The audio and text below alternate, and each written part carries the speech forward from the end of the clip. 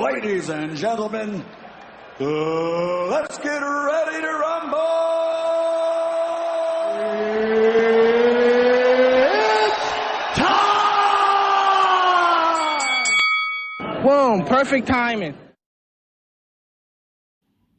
Right, hello and welcome back to No Ducks Given. I'm Jake Stanland and I'm being joined now by Jonathan Pacquiao. Jonathan, are you good? I'm very well, thank you.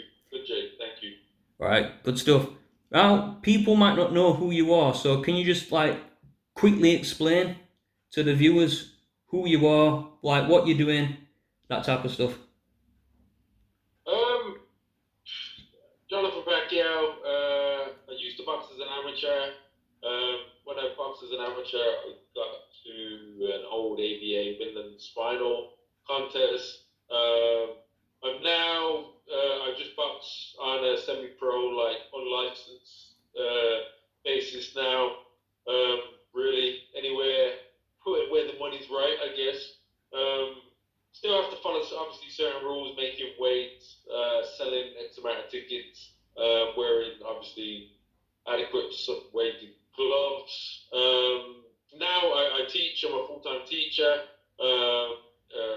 Coach also in my spare time. I coach amateur boxers, kids, adults at other amateur gyms around the city of Birmingham. And yeah, that's what I'm doing at the moment and what I've done in the past. How long was your amateur career, if you don't mind me asking? Let me have a look. I think that's 7-8 years. 7-8 years, yeah. I mean, I didn't have as many fights per year as I should have done. If I did, there's no way it would have lasted that long. At times, I was having maybe 1-2 fights a year and moving on that way. You mentioned that you're a qualified amateur coach. Yes. You still do that nowadays?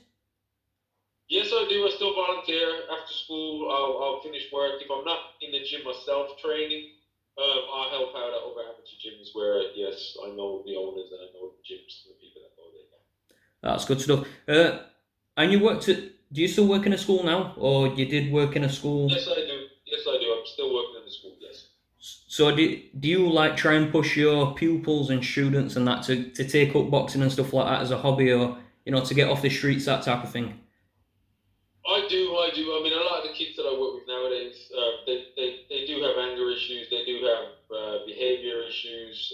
If I can use boxing to help harness their discipline, attention, and just get them to refocus and focus in more of a positive way, I regularly take them in the gym and see if I can get them on the pads and the bags and do things like that. That's great. You mentioned to me on Twitter that you turned down pro opportunities because you didn't want to be a journeyman. Was that a difficult decision? Was that a difficult decision to come to?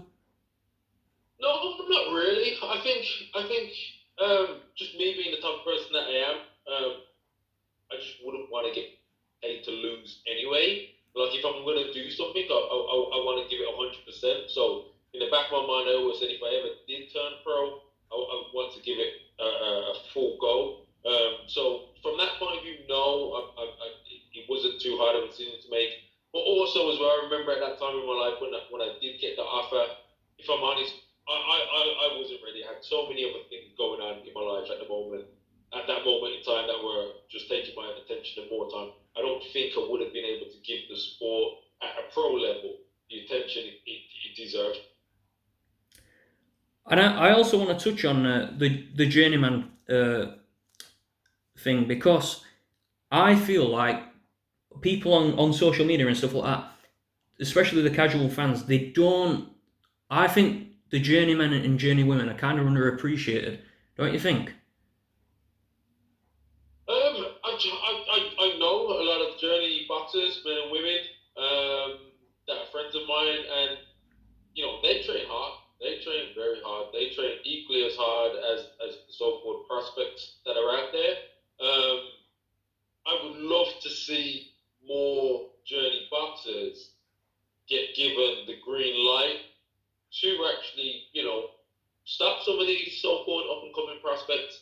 Because I honestly believe they could, but obviously obviously they're in it for their own interests, so they do what they have to do.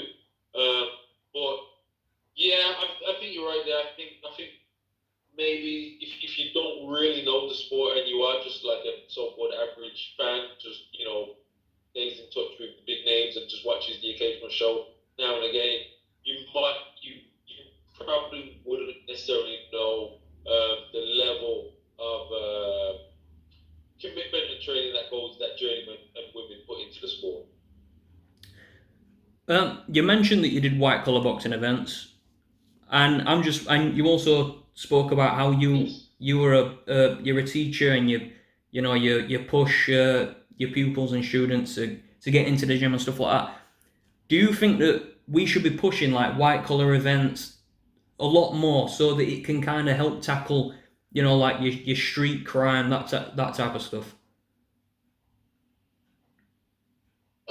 So I remember when the white collar circuit kind of first started to come on the scene. I mean, it's always been there, but when it really started to take off a little bit more, a lot of the amateur coaches back then would say to us, stay away from it. It's bad news, kind of thing. It's just about money. But honestly, I think at every level, boxing it's about money. Or money's definitely a part of it anyway. It shouldn't necessarily be the ultimate part of it, but if you look at some of the white collar promotions that are out there, other than having a professional organization backing them up, they do everything the pros do. So I've watched some white collar shows, and like I said, the weight has to be on point. They have to sell X amount of tickets. They train equally as hard. They work full time. So they'll get up in the morning, like myself. We'll run in the morning before work. We do a full-time day's work, and then we hit the gym after work in the evenings. So they're equally putting in just as much time and effort into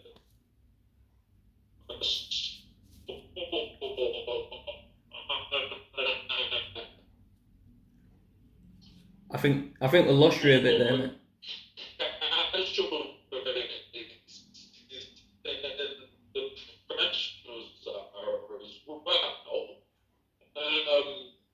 But like I said, other than a professional organisation backing them up.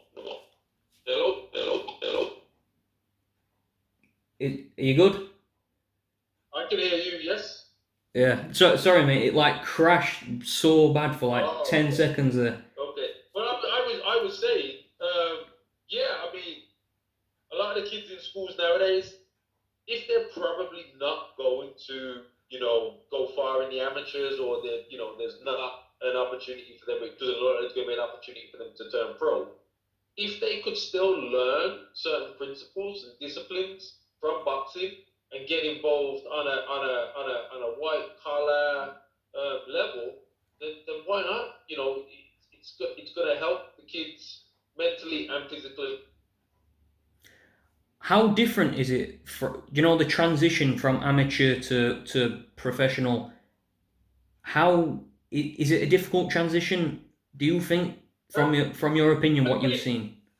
I'd say for me, because when I boxed as an amateur, we had to wear head guards, whereas now certain age groups and the males don't have to wear head guards, and amateurs back then, for me, it was more get the point, get out, get the point, get out, hit and not be hit.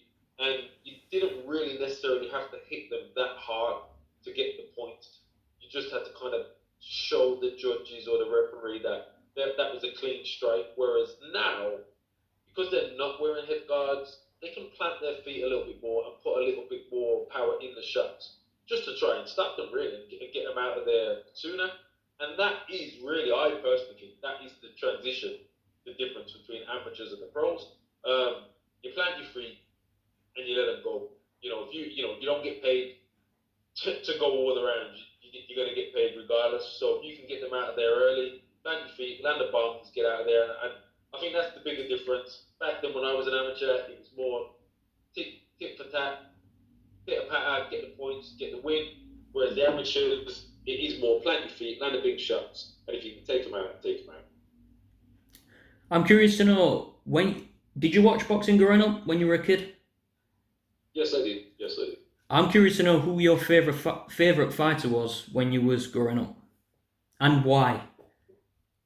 Okay, so I mean, growing up, the earliest ones I can remember, me and my cousin being at Nan's, waking up early hours in the morning. You know, we loved Mike Tyson.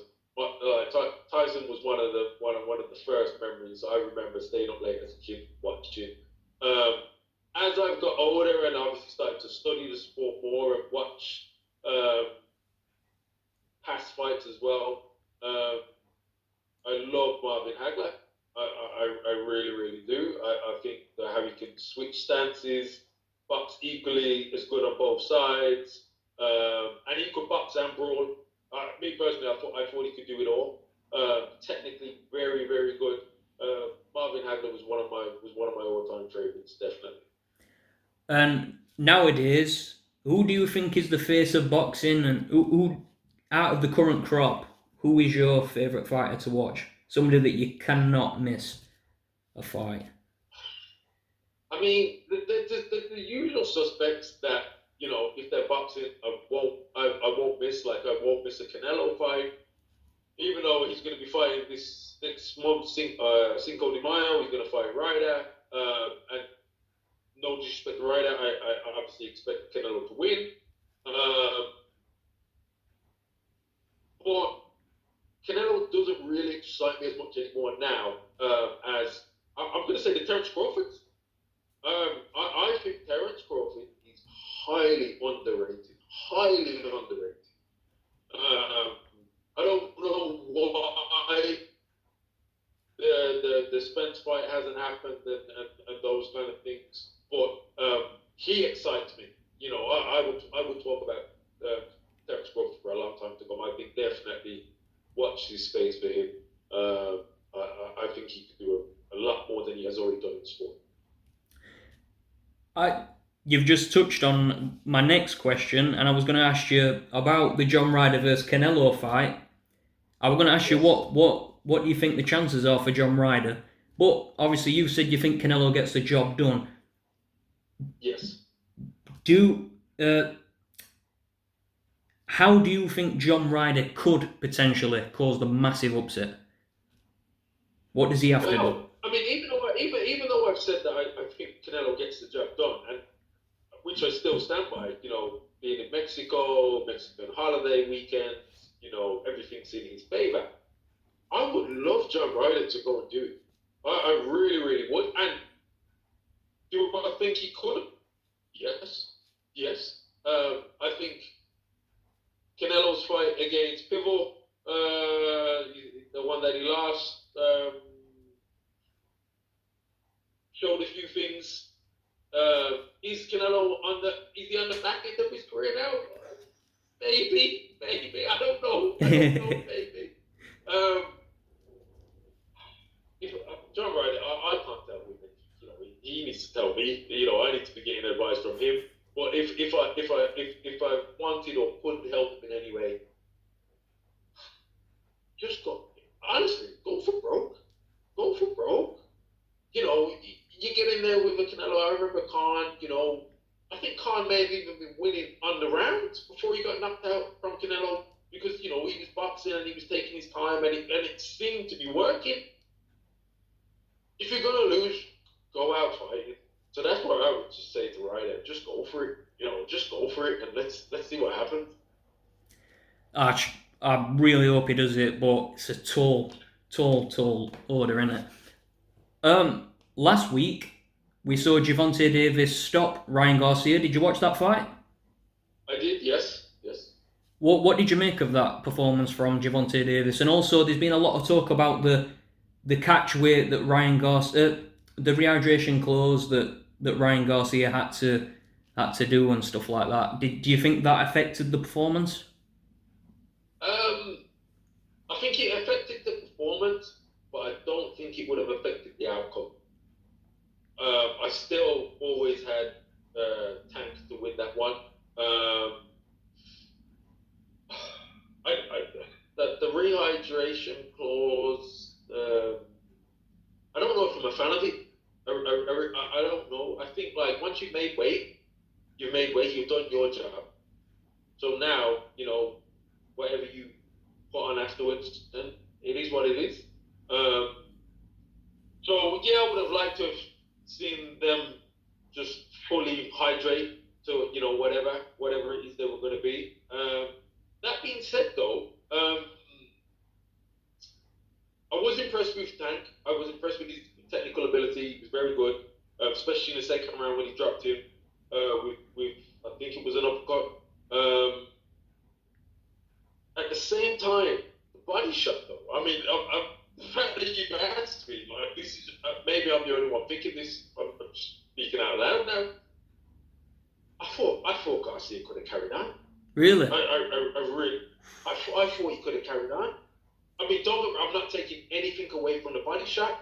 If you needed to have an 8 count, have an 8 count. But try at least. And then if you get knocked down again, then okay, you get knocked down again. But at least you tried. And that's easy for me to say because obviously I didn't take the body shot. But we've seen in previous past fights, where people have had body shots and they are rolling around on the floor because they are literally in pain. Garcia didn't look like he was rolling around on the floor to me. I thought he could have at least got up and had another go. So, but that's me. That was my thing. Possibly controversial. I'm going to ask you about British boxing because the Conor Benn situation and stuff like that. It's kind of, we're under a microscope. I feel like right now. British boxing. What do you think we could people can put in place to try and just fix British boxing? Because give me your thoughts.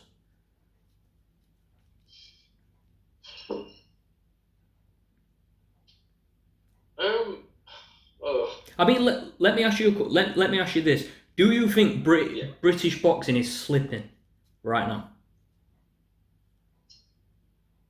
I'm going to say yes. I think we should box abroad more than we do, or we should get top names from abroad coming over here more often than they do. And maybe that goes vice versa for other countries as well.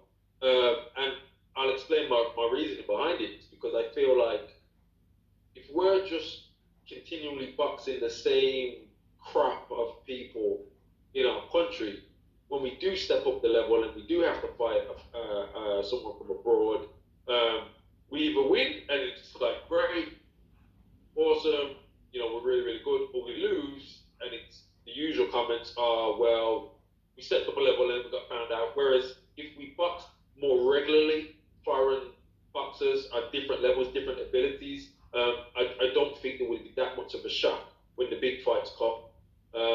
I mean, we're talking about Ryder now going over, to Mexico to box Canelo. Has Ryder boxed anybody on Canelo's level before now? Probably not. But I would love to have seen Ryder box, and he has boxed up with good boxers. There's no doubt about that. But more higher caliber boxers before stepping up to this level. I think that would have put him in, a much better situation before this fight, and I think that goes for a lot of the British boxers. But again, does it come down to the promotional side of things? Does it come down to the money side of the things? What works? What's easy? What's cheaper? What's better for the boxer? Are promoters really thinking about boxers' careers and helping them become better boxers, or are they just helping them build better profiles, rankings before they get the one big shot?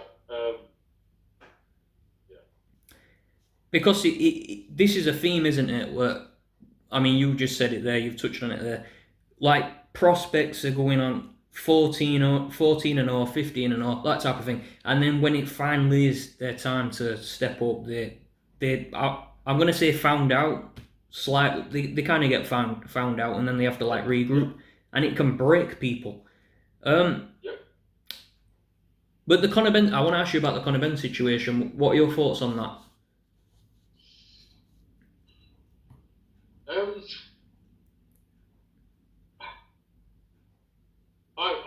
You know what?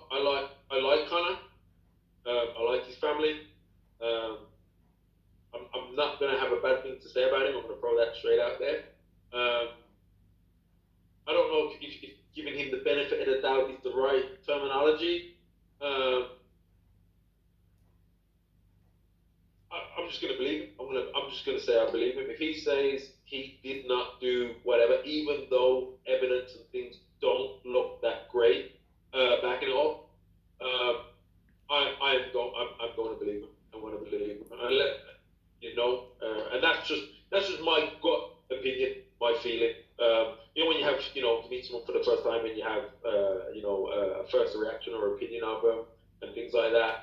I don't know all the details behind it, but I do think there's a lot more to it than we all really know. And at the moment, kind of, if he says he didn't knowingly take anything, I believe. Do you think it's poor from everyone involved that it took like several months to come out to though? It's like they kind of covered it up, kind of thing, to try and get the fight going ahead. What do you think about that? Absolutely. I'll be honest. If the British Boxing Board of Control knew about it when they did, apparently they did, and it does look like they were hoping something could happen somewhere along the way where it could possibly get over the line. I don't blame Conor. I don't blame Eubanks people. That's on the British Boxing Board of Control. They should have just jumped in straight away, executive decision. No, this has happened, and made the decision instead of leaving it as late as they could. Absolutely. Right. Thank you very much for this. Is there anything you'd like to add to this? You mentioned certain prospects building up their profiles, occasionally getting found out.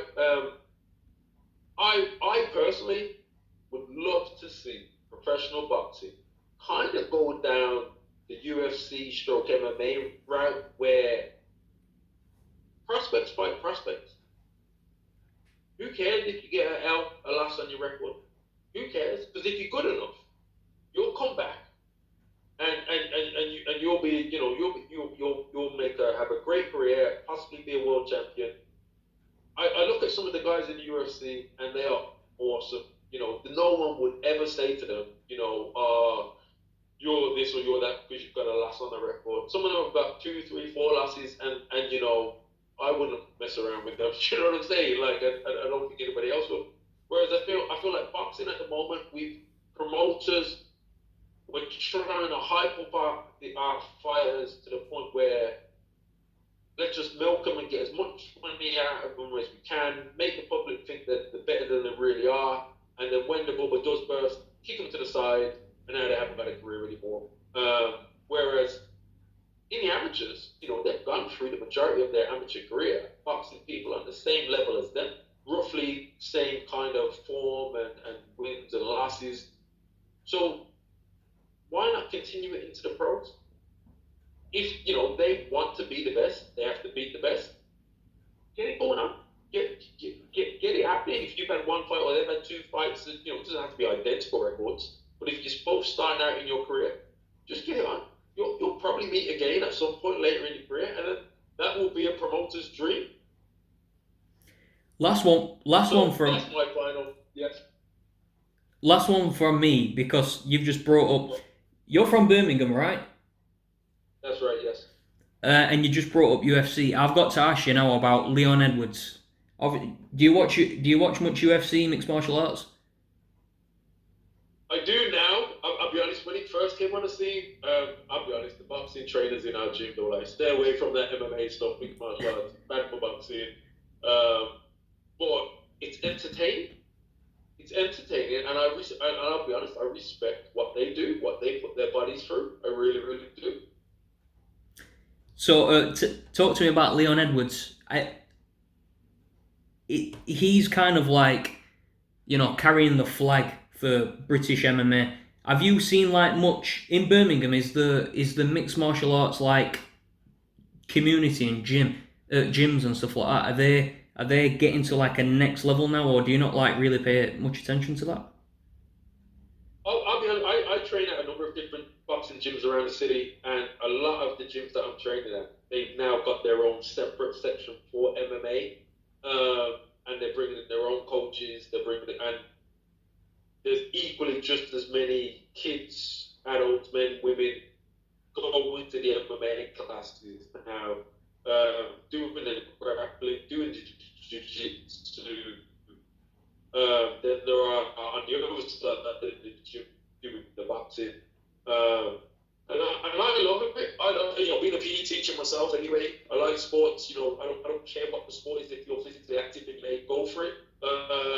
And like I said, yes, there are a lot of gyms now in Birmingham, definitely, that are definitely taking on and going up in that world. And if Leon's contributed, one thing on Leon Edwards, I was driving through Erdington, where I believe he came from, and apparently there's a mural now on the wall, someone painted a big mural of him holding.